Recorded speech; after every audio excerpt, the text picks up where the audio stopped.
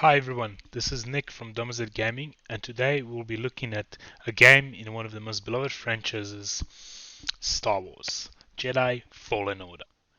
Story and setting. Now in Jedi Fallen Order, you play as Cal Kestis, who is one of the last surviving Jedi in hiding. The game takes part years after all the Jedi have been killed by the Sith Emperor Palpatine and the Galactic Empire. Story is dark, things are very grim, and all the remaining Jedi being hunted down by Inquisitors, which are kind of like Sith apprentices, if you like to call them that way. They eventually find Carl when he uses his Jedi powers to save one of his friends. Now, this is where the story kicks off. You are being hunted down by the Inquisitors, and when things look dire, you get saved by a mysterious ship in which you meet a former Jedi woman and an alien humanoid captain, the owner of the vessel. Now, the reason why they save you in the first place is they need a Jedi to find the mysterious object from an ancient civilization, which reveals the location of all four sensitive children in the galaxy in the hopes of rebuilding the Jedi Order. The story is good. However, knowing so much about Star Wars, you kind of know how it's going to end. Spoiler alert, the Jedi Order does not get rebuilt, as we all know it from the movies, as this game is set between episode 3 and 4, which to me was a bit disappointing, but to its credit, I still did enjoy the story, especially the side characters. They were all great. There were good moments in the campaign, and if you're a Star Wars fan, there's a lot to like here. There's a lot of Easter eggs, references to interesting locations, and points in Star Wars history. So any Star Wars fan here would absolutely love this. Overall, the story is really fun.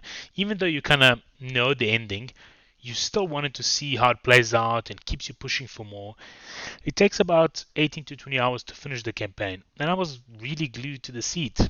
Even still, even though I knew kind of how the ending's gonna happen. I don't want to spoil anything here, but it still kept me wanting to see how it all plays out. I did kind of ignore the collectibles as they're just cosmetics, pretty much like every other action adventure game. I did not really find them appealing, so if you try to find all of those, you can maybe get around 25 hours out of the game. Graphics and design.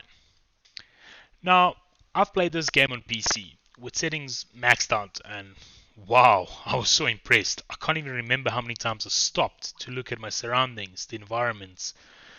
All look very different from planet to planet, which is really great. Each planet you visit has its own wildlife vegetation and races, which is so welcome. I recently reviewed Outer Worlds, and I found it to be a good game, but it was definitely lacking that variety. Like in Fallen Order, you could move planet to planet, but everything just looked very much the same. And that is definitely not the case in Fallen Order. The planets feel different.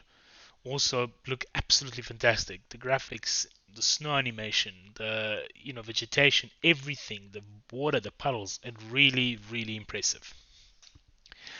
Now, when it comes to character animation, I was also impressed. I know I'm using that word a lot, but get used to it because there's a lot of impressive things about this game.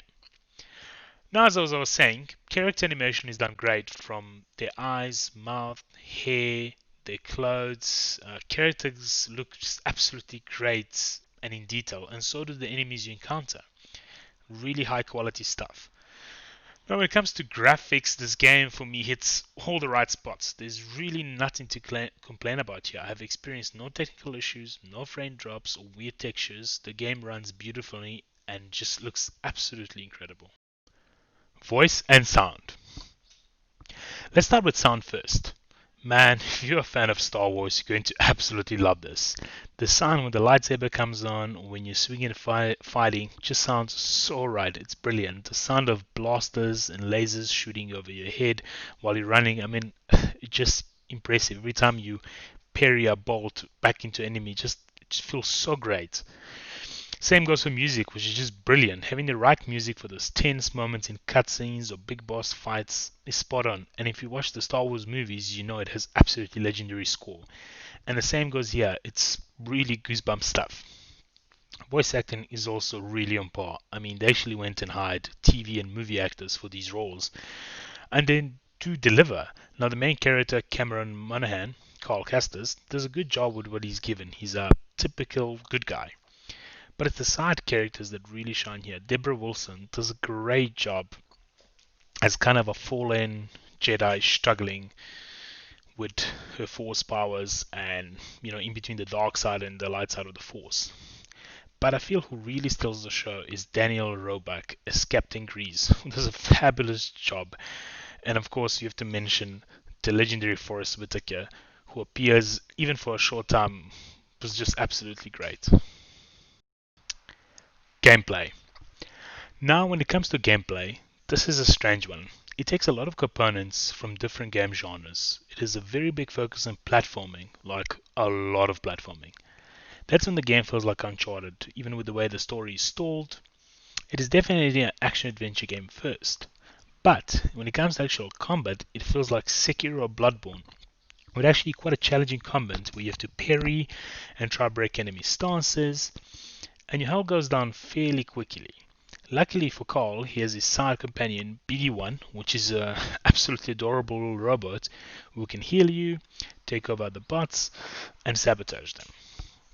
Now there's also save points, which are called meditation circles in the game, in which you save your progress and also spend the skill points you earn as you level to upgrade your abilities, which you will unlock as your character gets stronger with the force as the story progresses. Now it is also worth mentioning, just like in Souls games, when you use a meditation circle, all the enemies respawn. However, if you die anywhere between meditation circles, you lose your XP and you have to touch the enemy who killed you to get it back.